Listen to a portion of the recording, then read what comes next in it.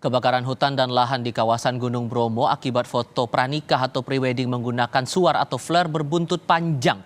Usai meminta maaf, kuasa hukum pasangan prewedding justru berencana melapor balik pengelola Balai Besar Taman Nasional Bromo Tengger Semeru. Apakah ini langkah yang tepat di tengah sorotan publik atas dampak kebakaran lahan di kawasan Bromo ini? Kita akan mengulasnya nanti bersama dengan kuasa hukum pasangan prewedding Mustaji yang kami masih upayakan untuk bisa bergabung bersama kami dalam diskusi. Dan kita sekarang sudah bergabung dengan Guru Besar Universitas Pelita Harapan, Jamin Ginting. Bang Jamin, selamat sore. Apa kabar, Bang? Selamat sore, Tifal. Terima kasih sudah bergabung bersama kami. Sekali lagi kami masih menunggu kehadiran dari penasihat hukum dari pasangan pengantin yang sudah bersedia sebelumnya untuk bergabung berdiskusi bersama kami kali ini. Sampai saat ini kami masih berupaya untuk menghubungi kuasa hukum yang bersangkutan. Tapi saya minta perspektif dari Anda dulu, Bang Jamin. Dengan melaporkan balik ini, langkah yang tepat tidak menurut Anda?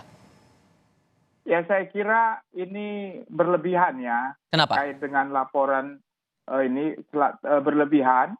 Kenapa? Karena memang kalau konteksnya dikatakan tidak adanya persiapan yang dilakukan dalam rangka petugas keamanan kebakaran di sini ya, terkait dengan kebakaran terjadi, itu satu sisi. Tetapi di sisi lain adalah ini peruntukannya apakah untuk kegiatan prewedding dan diperbolehkan tidak untuk prewedding dengan menggunakan flare yang digunakan itu, apalagi dalam kondisi kemarau begitu. Nah, ini kan jelas-jelas suatu perbuatan yang mengakibatkan kerusakan lingkungan hidup. Makanya ketentuan pasal 78 ayat 4 Undang-Undang tentang Kehutanan 4199 itu menjadi dasar dalam penetapan tersangka nantinya yang mungkin bisa diterapkan juga. Selain itu juga ada terkait dengan PP terkait dengan Cipta Kerja ya 2 tahun 2022.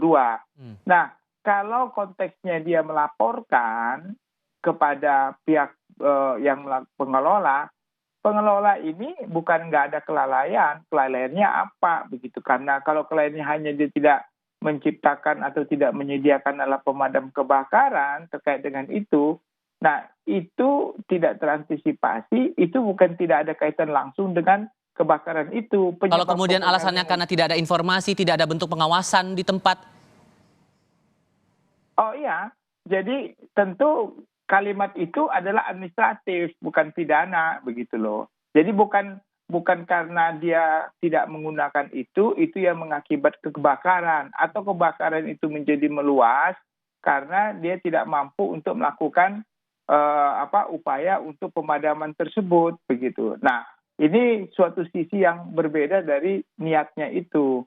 Jadi kalau kita lihat upaya dengan dia mengakibatkan kebakaran itu terjadi, lalu menarik penyelenggara kegiatan itu untuk bertanggung jawab karena kelalaiannya, ini suatu hal yang menurut saya terlalu berlebihan.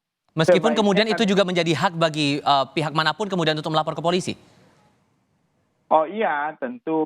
Kalau dia melaporkan ini kan, tapi nanti kan ada pemeriksaan. Apakah benar adanya kelalaian yang dilakukan oleh penyelenggara atau orang pengelola yang mengakibatkan menjadi besarnya kebakaran itu terjadi. Atau itu semata-mata karena, ya bukan karena kelalaian mereka, tapi penyebab utamanya adalah pelaku tadi yang prewedding tadi yang sudah ditetapkan tersangka begitu. Itu dua hal yang berbeda ya tentunya.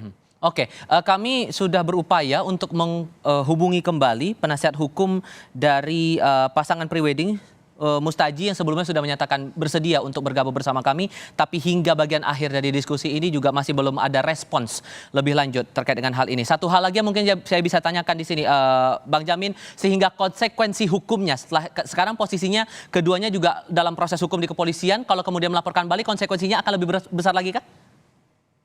Saya kira kalau ini berbeda, sekali lagi saya katakan, kalaupun nanti terbukti karena kelalaiannya mengakibatkan itu tidak menghapus perbuatan pelaku utama. Jadi pelaku utama tetap dipidana, kalaupun karena kelalaian pengelola juga diberikan sanksi. Jadi bukan dia lepas dari segala tuntutan hukum pidana karena kesalahannya bukan pada dia tapi pengelola, bukan begitu.